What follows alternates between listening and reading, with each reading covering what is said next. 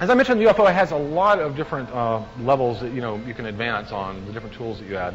One of the more expensive things that you really have to kind of work in here for a while and build some usable colonies, earn a lot of money, but eventually you earn the interstellar drive. And so we pull out again.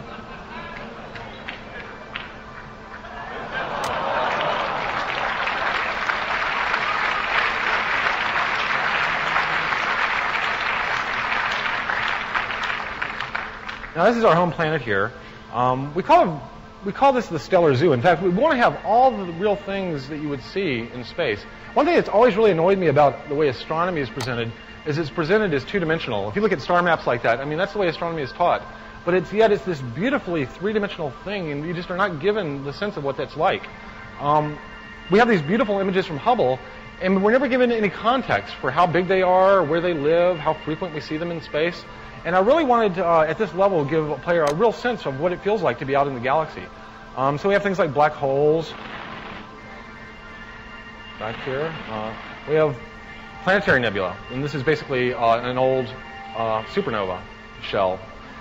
These very bright stars are like blue giants, and in fact are going to go supernova fairly soon, so I have to kind of stay away from those. So there's actually a terrain here to this. This is the Missum nebula back here, where new stars are formed.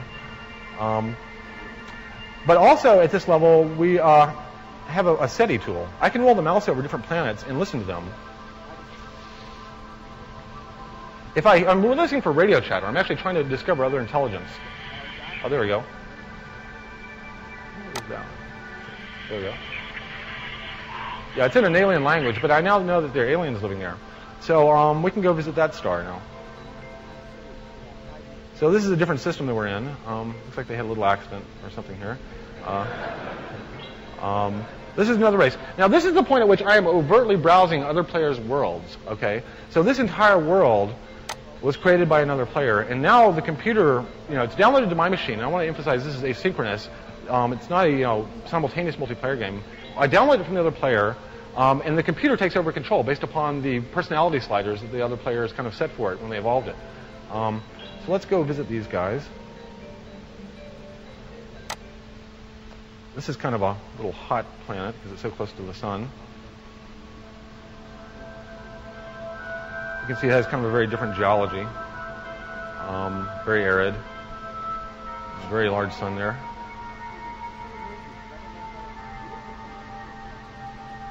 Looks like we have a big city over here. We'll kind of approach slowly.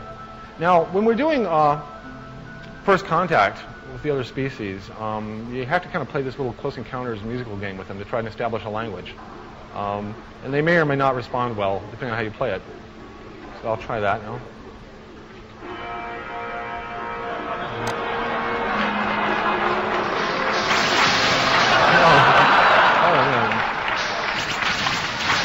Okay.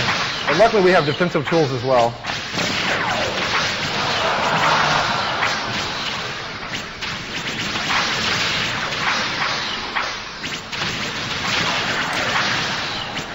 So this is Space Invaders. My weapons are seeming a little ineffectual against them. But as I mentioned, all of our tools in the UFO come in many different flavors. So.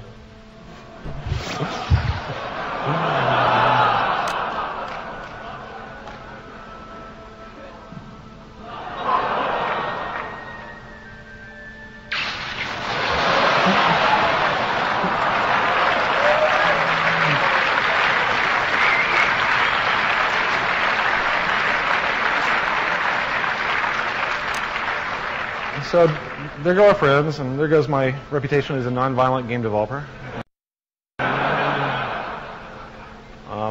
But we made a new ring. It was a nice crafts project. So I'll just pull out to here. We're going to leave this place. There's nothing more to see here. Move away now. Okay, so at this level, the space level, we actually want to build a set of metagames around, basically my favorite genres of science fiction. Each one of these is going to be a metagame at this level. Starting with something like War of the Worlds, kind of an adult supervision, Peacemaker, Day of the Earth Stood Still type scenarios. Uplift, where I go to worlds that have just primitive creatures. I can drop down a monolith, bring, and basically come back later and see how they've evolved to intelligence, to see those worlds. First contact, abduction and crossbreeding, of course. You'll have free access to the to all, most of the editors at that point. So at this point, I can go back into the creature editor for free and make weird alien, hybrids, and diplomacy. Every race is going to have its own kind of personality. We're actually using the Star Trek races as kind of landmarks, making sure that we get, with the smallest number of dimensions, we can clearly distinguish between all these races, so that when I go up and interact, like the Klingons versus the Borg, or my versions of these things, that they should behave appropriately with each other. They, they're not going to fight or trade or just be good friends and share, cool ideas, whatever. We want the space game to really feel very, very open-ended, and this is where I think most of the narrative is going to come into the game. I want the players to feel like they're creating these worlds. If you look at some of the old comic book covers from the 30s and 40s, that's what I want the players to feel like they can make these worlds of this variety. If you look at these covers, they mostly, they have vehicles, buildings, aliens, and planets. So all the different things that we have editors for are represented on these covers. This is some of the concept art we did for trying to get a sense of how broad we think players can build worlds aesthetically.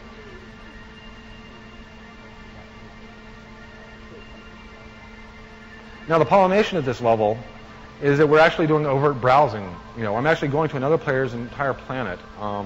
When I'm on the planet, I can actually, abduct their creatures, steal vehicles, and they enter my library. I can use their creatures to go back and populate like an entire zoo planet if I choose to. So really, we have these different levels of gameplay, and the overall structure of the game now is that of a T. That we're going up through evolution through all these different levels.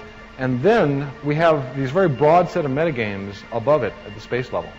And this is actually a little bit opposite than most games, because what we're doing here is we're putting the more goal-oriented gaming first as the tutorial for the eventual sandbox, which will then surf down through all these levels. In most games, you think about it, the sandbox is kind of the tutorial. That's where you learn to play the game, and then you go play the real goal-oriented game. We're using the goal-oriented game to basically train you to use all the editors and to teach you the simulation dynamics at every level, so that by the time you get to the space game, you can kind of fractally surf, both horizontally, from planet to planet, and vertically, from like city to civ to tribal. So eventually, with the players creating all these different worlds here, pull out a little bit more.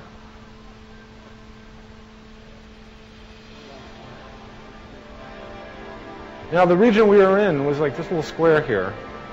I think we can actually create a whole galaxy here of, tens, hundreds of thousands of worlds that the player can visit and interact with, and kind of make up their own game along the way. This was, you might kind of notice this was an idea I've had a long time ago was Powers of 10. I've always been a big fan of the Eameses. But I never, in my mind, could figure out a way to kind of roll this into a game and actually make it all add up.